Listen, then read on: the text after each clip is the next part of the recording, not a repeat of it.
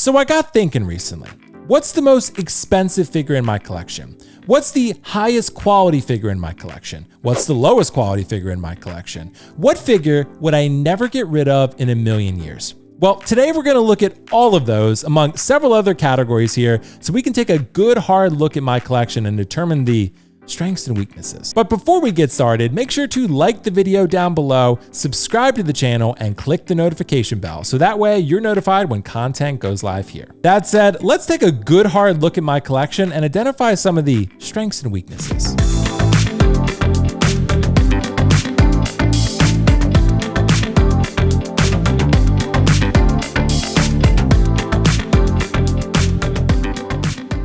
Thank you guys for joining me for another video today. I wanted to get started by just giving you a brief scan of my collection. These are ModuSpace display cases. These ones you're seeing right now are 6'1" display cases. 2 of them are 25 inches in height, custom height. The regular ones are just standard normal dimensions, about 19 inches in height.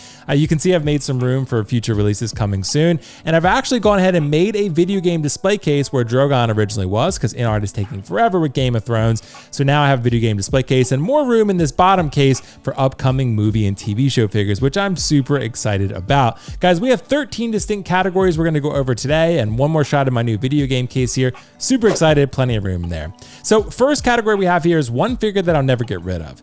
This is kind of cheating in this category because there's 3 figures here. It's the InArt Joaquin Phoenix 4-pack. I ended up selling the Clown Hospital Joker. That's the Murray Franklin red suit Joker, the one everyone wants. And the Bathroom Joker, which you could only get with the 4-pack, was actually one that became a coveted aftermarket grail. That figure is absolutely incredible. One of the best figures I've ever seen in my life. And one of the more slept on parts of this package is the Arthur Fleck head sculpt. It's fantastic, and you give him a little bit of side eye, he looks great. I put the gun in his hand, they all fit on one base. This is an incredible work of art in this 3-pack here, and I love having this in my display. So I cannot see myself getting rid of this 3-pack anytime soon. It's absolutely remarkable.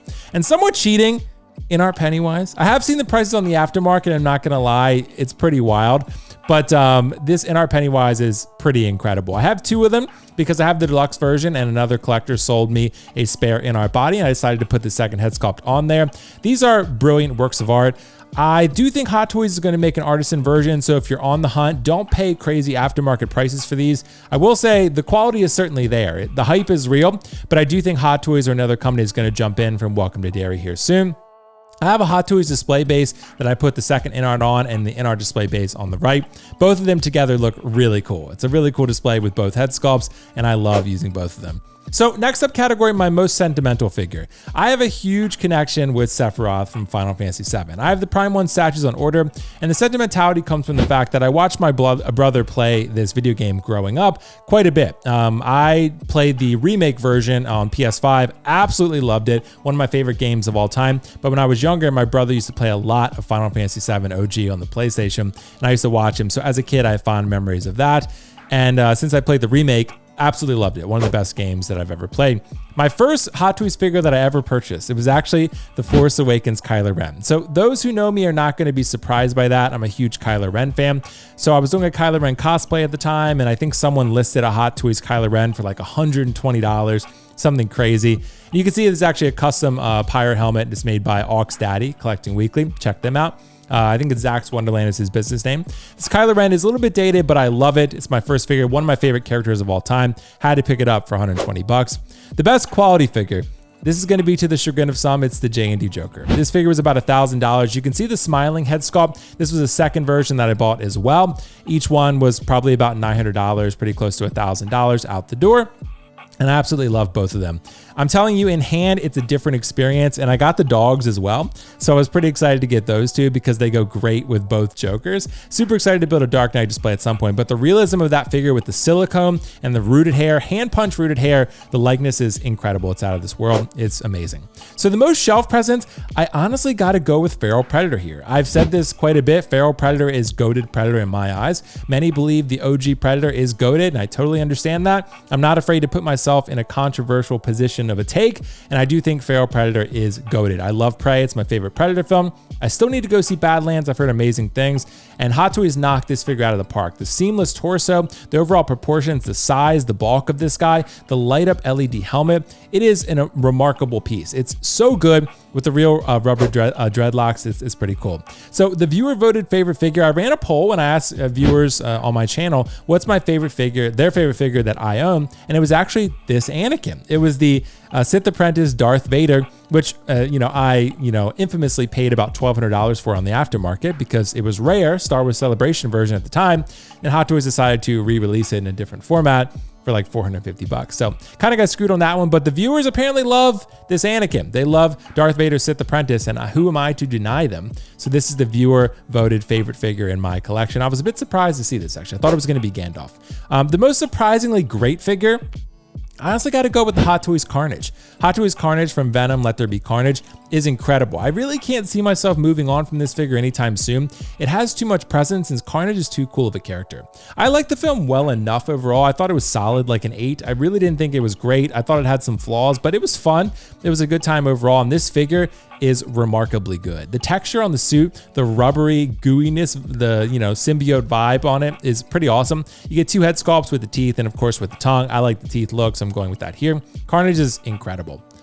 The worst figure in my collection, it's honestly got to be the Nyron Studios Levi. Now, this is a third-party figure. I do love some third-party companies, but Nyron Studios, I don't think delivered their best work with their first real figure that I'm aware of here. I love Attack on Titan. I'm sitting in an Attack on Titan chair. I got a Prime 1 Levi versus Beast Titan coming. This figure is a shelf queen. It looks all right on display, but the quality of it falls apart all the time. It's not a great, well-constructed figure. I think it looks good, but I don't think it feels good, and that's part of the problem of it. It's just not a great, well-constructed figure. The worst head sculpt in my collection, to be honest, I love Rey as a character. It's got to be the Hot Toys Rise of Skywalker Rey. This is the best Rey head sculpt that currently exists in a licensed capacity. I do hope they decide to remake her figure at some point in some version. Maybe The Force Awakens, that would probably be my ideal version. This Rey is the best one out there right now, so I have it. I still think it's good, right? But it is the worst head sculpt in my collection. I gotta be honest about that, it is. The most underrated figure, hear me out on this one. Iconic Studios Pyramid Head. Iconic Studios has really taken a step back in terms of producing figures, but they did produce a couple Silent Hill figures, this one and the Bubblehead Nurse. And Pyramid Head is awesome. It's an amazing character. If you haven't played Silent Hill 2, the remake, I highly recommend it. Again, an incredible game. Love the story. One of the best games I've ever played. The detail, the custom face and body, it's heavy duty. The weathering all around, the texture on the skin with the bruising, and it's just crazy. This is a really, really good figure. Tons of good paint applications. Super underrated there. So this other one, my most expensive figure, it's Anakin. So I had to put him in here twice because he is technically the most expensive and he's also the viewer voted favorite. So maybe there's a correlation there. Maybe it's simply a coincidence, but the viewers voted for my most expensive figure and they got it. So I wanted to show some review footage here because I already showed you the footage I shot live in my collection display. But yeah, I reviewed this figure if you want to check it out on my channel, but it is technically over $1,200 that it cost me. It is my most expensive figure in my collection. So pretty wild to think about that actually, but yeah, not proud of that one. My oldest figure, so what I did with this is the oldest figure that was made by Hot Toys that's in my collection or any company. And it's actually got to be this Force Awakens R2-D2. This was actually released again around the time of the Force Awakens. That BB-8 is actually a Last Jedi version, so that one's a little bit after.